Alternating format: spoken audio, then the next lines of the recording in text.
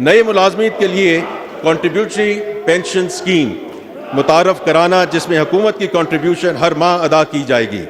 اس سے مستقبل کے ملازمین کی پینشن ان کی ملازمت کے آغاز سے ہی فلی فنڈڈ ہوگی۔ پینشن کی لائبلٹی کو مینج کرنے کے لیے پینشن فنڈ کو بھی قائم کیا جائے گا۔ جناب اسپیکر، بے نظیر انکم سپورٹ پروگرام BISP ہمارے سماجی تحفظ رکھتا ہے، جس کے تحت ملک میں لاکھوں خاندانوں کو ضروری نقد امداد فراہم کی جاتی ہے۔ موجودہ کولیشن گورنمنٹ کا عزم ہے کہ کمزور طبقے کی زیادہ سے زیادہ معاونت کی جائے۔ مالی سال 2024-25 کے بجٹ کے ذریعے کمزور طبقوں کو BISP پروگرام کے ذریعے معاونت کا سلسلہ جاری رکھا جائے گا۔ آئندہ مالی سال کے لیے حکومت درج ذیل پیش رفت کے ساتھ BISP کے لیے مختص رقم کو 27% اضافے کے ساتھ 593 ارب روپے تک لے جائے گی۔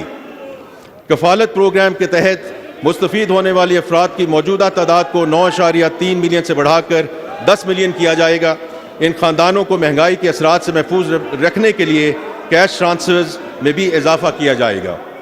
تعلیمی وظائف پروگرام میں مزید 10 لاکھ بچوں کا اندراج کیا جائے گا، جس سے ان وظائف کی کل تعداد 10.4 ملین ہو جائے گی۔ نشو و نما پروگرام کا مقصد بچوں کی زندگی کے پہلے 1000 دنوں کے دوران سٹنٹنگ کو روکنا ہے۔ اگلے مالی سال کے دوران 5 لاکھ مزید خاندانوں کو اس پروگرام میں شامل کیا جائے گا۔ اکنامک انکلوژن کو فروغ دینے اور لوگوں کی معاشی حالت کو بہتر بنانے کے لیے حکومت BISP کے تحت پہلی مرتبہ poverty graduation and skills development programme کا آغاز کرنے جا رہی ہے۔ اس کے علاوہ BISP کے ذریعے مالی خود مختاری کا ایک ہائبرڈ سوشل پروٹیکشن پروگرام متعارف کرنے کے منصوبے کا بھی آغاز کیا جا رہا ہے۔ جناب اسپیکر، زراعت ہماری معیشت کا اہم ستون ہے، جس کا GDP میں حصہ 24% اور روزگار کے مواقع پیدا کرنے میں حصہ 37.4% ہے۔ ملک کی فوڈ سیکیورٹی اور صنعتی شعبے کی پیداواری صلاحیت اسی شعبے پر منحصر ہے۔ زراعت، لائف سٹاک اور ماہی پروری بھی قیمتی زر مبادلہ کمانے کے بڑے ذرائع ہیں۔ وزیر اعظم جناب محمد شہباز شریف نے اکتوبر 2022 میں کسان پیکج کے تحت mark up and risk sharing scheme for firm mechanisation کا اعلان کیا تھا۔ اگلے سال اسکیم کے لیے 5 ارب روپے مختص کرنے کی تجویز ہے۔ ان اقدام سے نجی شعبے کی سرمایہ کاری سے فائدہ اٹھایا جائے گا، جس سے پلانٹرز، ٹریکٹرز، تھریشرز، ہارویسٹرز اور موبائل گرین ڈرائرز کے لیے فنانسنگ دستیاب ہوگی اور زرعی پیداواری صلاحیت بڑھانے اور ویسٹیج کو کم کرنے میں مدد ملے گی۔ جناب اسپیکر، توانائی کا شعبہ گردشی قرضوں کے چیلنج سے دوچار ہے۔ یہ قرض اب ناقابل برداشت ہو چکا ہے۔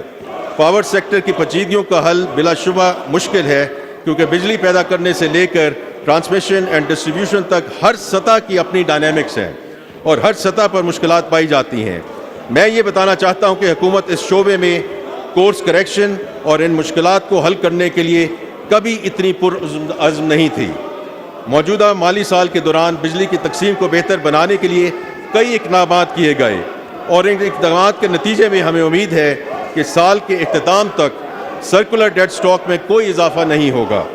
بجلی چوری کے خلاف مہم سے ہمیں 50 ارب روپے کی بچت ہوگی۔ اگلے سال کے لیے چند اصلاحات درج ذیل ہیں۔ نقصانات کو کم کرنے کے لیے ٹرانسمیشن اور ڈسٹریبیوشن کارکردگی کو بہتر بنانا، پبلک سیکٹر کمپنیز کی اور گورننس کو اور مینجمنٹ کو بہتر بنانے کے لیے بورڈ آف مینجمنٹ میں پرائیویٹ سیکٹر پروفیشنلز شامل کیے جا رہے ہیں۔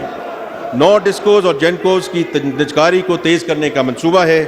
بجلی چوری کے خلاف مہم کو زیادہ منظم اور انسٹیٹیوشنلائز کیا جائے گا۔